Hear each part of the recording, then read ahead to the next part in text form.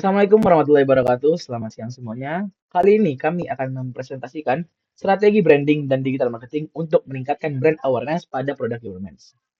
Nah, di sini yang slide pertama adalah latar belakang. Nah, apa sih latar belakangnya? Latar belakangnya itu adalah di era digital ini, brand awareness menjadi salah satu kunci penting dalam persaingan industri fashion dan aksesoris terutama bagi Humans. Brand aksesoris Ubermensch ini merupakan brand aksesoris unisex bertema budaya global. Meski memiliki keunggulan desain yang unik, Ubermensch belum sepenuhnya memanfaatkan potensi-potensi digital marketing serta e-commerce yang ada untuk membangun identitas yang kuat dan menjangkau Gen Z serta milenial segmen yang sangat dipengaruhi oleh yang sangat dipengaruhi oleh konten serta visual dan storytelling yang menawan.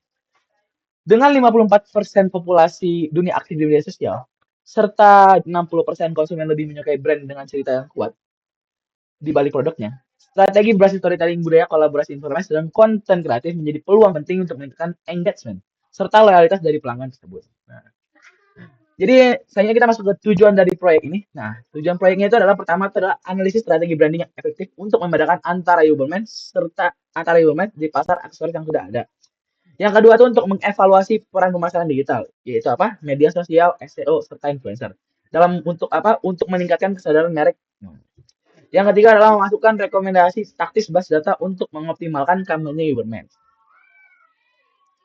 Lanjut kita masuk ke deskripsi proyek. Nah, deskripsi proyek ini adalah proyek ini merupakan sebuah inisiatif strategis yang bertujuan untuk membangun, meningkatkan kesadaran merek yaitu brand awareness. Uberman sebagai brand aksesoris unisex berbasis budaya global di pasar yang semakin kompetitif. Fokus utama proyek ini adalah mengembangkan dan mengimplementasikan strategi branding yang kuat serta memanfaatkan berbagai saluran digital marketing untuk mencapai target pasar secara efektif. Selanjutnya ada perencanaan proyek yang dimana di sini ada beberapa poin tertentu gitu. Untuk yang pertama adalah analisis pasar dan positioning, yaitu menilai posisi Ubermensch di pasar aksesoris unisex global, dimana kita bakal kayak menganalisis pasar dari aksesoris itu gitu, lalu mengidentifikasi keunikan nilai budaya yang menjadi diferensi merek, dan serta menganalisis perilaku konsumen target khususnya Gen Z dan milenial. Itu yang kita tahu gitu, kalau misalnya Gen Z dan milenial ini membeli produk itu bukan cuma tertarik aja, tapi mereka tuh ingin mengoleksi lah hal-hal yang emang historis gitu. Untuk pengembangan strategi brandingnya, kita membangun narasi merek atau brand storytelling yang kuat berbasis nilai budaya gitu, lalu menciptakan identitas visual yang konsisten dan memorable, serta mengembangkan brand personality yang relevan dengan target pasar. Untuk implementasinya, kita bakal membrandingkan di media sosial seperti Instagram, TikTok, Twitter gitu. Nah, untuk strategi kontennya kita dengan cara pendekatan visual storytelling itu. Nah, untuk kolaborasinya dengan influencer dan konten kreator yang relevan itu, yang udah hype lah dengan historical dari aksesoris dan merchandise gitu. Untuk pemanfaatan SEO dan strategi digital advertisingnya serta pengukuran dan optimasi, yaitu menetapkan KPU untuk mengukur efektivitas kampanye, melakukan A atau B testing untuk berbagai pendekatan konten gitu, serta analis data yang optimasi berkelanjutan. Oke, lanjut di pemetaan proyeknya. Di sini ada beberapa job desk dan peran dari berbagai divisi gitu. Kayak untuk peran CEO, kita menggunakan smart, yaitu untuk spesifiknya meningkatkan brand awareness dan mencapai target penjualan dalam 3 bulan pertama. Nah, measurable-nya mencapai omset sebesar 10 juta dalam 3 bulan pertama. Lalu menggunakan strategi pemasaran digital dan kolaborasi dengan influencer dengan meningkatkan penjualan. Berdasarkan riset pasar, omset 10 juta dalam 3 bulan dapat dicapai dengan rata-rata penjualan kurang lebih 3 juta per bulan. Nah, untuk jangka waktunya kita harus dicapai dalam waktu 3 bulan sejak bisnis diluncurkan. Nah, untuk job desk dari CMO itu meningkatkan engagement media sosial dan pelanggan. Nah, measurable-nya itu mendapatkan 1000 pengikut di Instagram dan 500 pelanggan email dalam 1 bulan, serta melakukan kampanye pemasaran melalui media sosial, iklan berbayar, dan giveaway. dengan budget pemasaran yang tersedia dan strategi digital marketing yang tepat gitu. Target ini bisa dicapai. Nah, untuk jangka waktunya yaitu harus dicapai dalam 1 bulan setelah peluncuran bisnis. Tugas saya sendiri yaitu sebagai CTO atau Chief Technology Officer, yaitu membangun dan mengoptimalkan platform e-commerce untuk meningkatkan pengalaman pelanggan. Nah, untuk memastikan juga website memiliki waktu loading kurang dari 3 detik dan tingkat konversi minimal 5%. Dan menggunakan teknologi cloud dan optimasi UI atau UX untuk meningkatkan kecepatan dan pengalaman pengguna gitu. Nah, lalu standar industrinya menunjukkan bahwa konversi 5% adalah angka yang dapat dicapai dengan strategi UX yang baik. Harus tercapai jangka waktunya harus tercapai dalam waktu 3 bulan setelah website diluncurkan. Untuk tugas produksi atau CPO itu mengembangkan minimal 10 model aksesoris dalam 1 tahun pertama, dengan meluncurkan koleksi aksesoris setiap 6 bulan. Lalu menggunakan feedback pelanggan dan tren pasar untuk mengembangkan produk yang sesuai gitu. Nah, realistisnya sedangkan kapasitas produksi dan riset tren target ini dapat dicapai dengan strategi produksi yang baik gitu. Nah, untuk timelinenya setiap koleksi harus tersedia setiap 6 bulan sekali. Yang untuk target dari CFO atau job desk-nya yaitu mengelola arus kas agar bisnis tetap stabil dan mendapatkan profit. Nah, untuk measurable-nya kita memastikan margin keuntungan minimal 30% dan menjaga cash flow positif dalam 6 bulan pertama, yaitu melakukan analis keuangan berkala dan menekankan biaya operasional yang tidak perlu. Nah, untuk realistisnya berdasarkan proyeksi biaya dan harga jual produk, target ini bisa tercapai dalam pengelolaan lingkungan yang baik. Nah, untuk timeline-nya target harus dicapai dalam waktu 6 bulan setelah bisnis berjalan. Nah, ini untuk job desk spesifik dari setiap divisinya gitu. Lanjut ke metode pengelolaan proyeknya. Di sini ada beberapa poin, yaitu yang pertama ada analisis pasar dan positioning, yang kedua pengembangan strategi branding, ketiga Dilihat di sini adalah penjadwalan proyek Kerni ya, dari kelompok Ubermans yang dimana itu menjual proyek aksesoris yang dimana itu ada fase pertama, fase kedua, fase ketiga, dan sampai fase keempat. Yang dimana fase pertama itu adalah inisiasi perencanaan, yang kedua adalah riset tentang riset dan pengembangannya kami, yang ketiga adalah produksi dan persiapan pemasaran, lalu yang keempat ada maaf, ada peluncuran dan ekspansi. Lalu di sebelah sininya ada gancar ya yang bisa dilihat yang gimana ini prosesnya dari atas sampai bawah. Mungkin singkat saja dari saya. Lanjut kita ke slide berikutnya, yaitu adalah analisis resiko. Di analisis resiko itu yang pertama ada tantangan utama. Yang di dalam tantangan utama itu ada 3 poin. Yang pertama adalah poin yang persaingan yang ketat, yang kedua resiko kolaborasi influencer, yang ketiga adalah masalah operasional. Lalu yang kedua itu adalah strategi mitigasi. Yang di dalam strategi mitigasi ini ada 5 poin, maaf. Ada 5 poin. Yang pertama ada pendekatan agile atau scrum, konten yang relevan dan riset budaya, diversifikasi pemasaran, evaluasi berkala, perencanaan produksi, dan anggaran. Lalu yang ketiga ada potensi kesuksesan. Ya, dengan potensi kesuksesan itu strategi mitigasi yang tepat, Ubermans berpeluang membangun merek yang kuat, kompetitif, dan berkelanjutan di pasar aksesoris unisex. Ya, itu di mana pasar aksesoris yang bisa relevan dengan yang berjenis kelamin laki-laki maupun perempuan. Bisa kita next sama. Ya, selanjutnya di sini ada KPI. Ini adalah KPI kami dari Ubermans.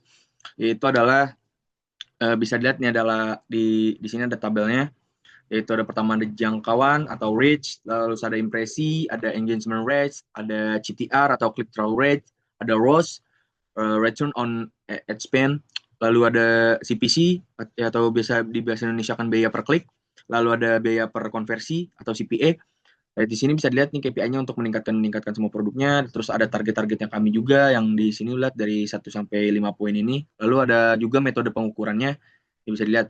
Lalu apa sih yang dari poin tabel ini yang kita bisa dapatkan dari kita simpulkan mungkin dari poin-poin dari tabel berikut, yaitu adalah yang pertama adalah sasaran utama branding dan pemasaran. Meningkatkan brand awareness, target menjangkau 5.000 akun dalam 3 bulan pertama melalui media sosial dan e-commerce. Lalu poin kedua, itu adalah tingkat impresi minimal 3.000 impresi per bulan untuk memperluas visibilitas konten. Lalu yang kedua itu ada strategi digital dan kinerja iklan. Yang di poinnya itu ada efisiensi biaya iklan, dan di dalam poinnya ini ada CPC, biaya per kliknya itu maksimum, yang dimana maksimal itu 1.000 per klik. Lalu ada CPA atau biaya per konferensi, yang dimana maksimal itu 20.000 per konferensi untuk optimasi anggaran. Yang ketiga itu ada inovasi produk dan operasional, yang dimana itu adalah pengembangan produk rilis 10 model aksesoris baru per tahun untuk menjaga ketertarikan pelanggan. Lalu keempat, itu ada poin aksi untuk tim kami. Yang di poin pertama itu ada fokus pada konten. Fokus pada konten tinggi, engagement, yang itu di dalamnya ada Reels, UGC, atau kolaborasi, mungkin collab dengan konten kreator, mungkin atau gimana. Itu biar. Yang kedua, lakukan A/B testing iklan untuk optimasi CPA dan CPA-nya. Yang ketiga, lalu memperkuat analisis data mingguan atau bulanan untuk evaluasi yang cepat. Fokus utama Ubermensch itu adalah memperkuat identitas merek melalui storytelling budaya yang konsisten dan optimalisasi saluran digital nih untuk meningkatkan branding dan engagement kepada konsumen. Juga langkah awalnya yaitu adalah untuk menganalisis pasar. Nah, untuk menemukan nilai budaya unik yang membedakan Ubermensch ini dari kompetitor lain tentunya, serta menentukan posisi produk kami gitu. Hasil analisis ini bakal jadi dasar strategi buat kita nge-branding, kayak branding storytelling berbasis budaya global, lalu pembentukan identitas visual yang kuat, juga kepribadian merek yang relevan bagi Gen Z dan milenial tentunya. Oke, next. Nah, di sini ada strategi pendekatan. Strategi pendekatan ini, proyek ini kami laksanakan dengan pendekatan menggunakan metode Agile melalui metode Scrum, di mana tim melaksanakan aktivasi secara massal selama 2 minggu yang menekankan pengenalan produk seperti pembuatan konten, optimasi SEO, dan pengujian A atau B iklan. Proyek ini dievaluasi dengan indikator seperti jangkauan merek, tingkat keterlibatan, rasio klik, pengembalian iklan, dan biaya per konversi. Tentunya evaluasi ini dilakukan secara rutin untuk menjamin pendekatan yang adaptif dan berkelanjutan. Nah, melalui metode ini, Ubermensch diharapkan dapat memperkuat kesadaran merek serta daya saingnya di pasar aksesoris unisex yang kompetitif di dunia global tentunya. Nah, untuk dokumentasi toolsnya di sini kami tim menggunakan ada beberapa tools yang kami tampilkan di sini. Ada Notion yang pertama, lalu yang kedua ada Asana, dan yang ketiga kami menggunakan Miro. Nah, untuk Notion ini fungsinya itu seperti workspace kami, yang dimana di situ tuh udah all in one workspace untuk manajemen proyek, catatan database, dan kolaborasi tim. Nah, penggunaannya juga membuat dokumen seperti task management, WG perusahaan, atau personal organizer dengan template yang fleksibel. Terus untuk tools Asana ini, fungsinya kami memfungsikan ini sebagai alat manajemen proyek dan tugas berbasis tim. Nah, penggunaannya itu tadi membuat task, menetapkan deadline, mengatur proyek dalam board atau list atau timeline, dan melacak progres secara visual gitu. Dan di tools ketiga kita menggunakan Miro. Nah, fungsi Miro di sini tuh kayak papan tulis gitu ya, papan tulis virtual yang kolaboratif untuk kita brainstorming nih produk kita bakal kayak gimana. Juga penggunaannya kita di sini penggunaannya untuk membuat notes gitulah, seperti sticky notes, gambar dan template untuk perencanaan marketing kami gitu. Ubermans ini kami memproduksi yaitu cincin yang memiliki aksen-aksen budaya. Jadi kita memiliki identitas, yaitu produk yang menceritakan suatu budaya dari berbagai negara, suku, adat lainnya. Nah, kurang lebih seperti ini produknya. Nah, kita masuk ke evaluasi. Apa aja sih faktor-faktor keberhasilan jika Ubermans ini ingin menuju ke sana atau ke keberhasilan? Yang pertama, kejelasan visi, strategi bisnis, di mana tantangan itu banyak aksesoris lain atau pesaing yang sudah beredar. Nah, caranya, maka dari itu Ubermans ini bikin produk yang sangat-sangat diferensiasinya tinggi atau identik, yaitu produk dengan unsur budaya dari berbagai negara. Nah, lanjut ada efektivitas pemasaran digital dan brand awareness. Jika preferensi pelanggan di dalam dunia fashion dan juga aksesoris itu sering berubah, kita harus melakukan riset pasar yang sangat-sangat cepat, riset pasar dan tren. Karena itu sangat mempengaruhi keberhasilan dari efektivitas brand awareness dan juga pemasaran secara digital. Nah, lanjut ada pengalaman pelanggan yang optimal. Jika membangun brand awareness dari nol itu butuh waktu dan juga investasi yang besar. Maka dari itu kita mengembangkan strategi pemasaran berbasis konten yang organik atau user generate content. Nah, lanjut ada produk yang berkualitas dan inovatif.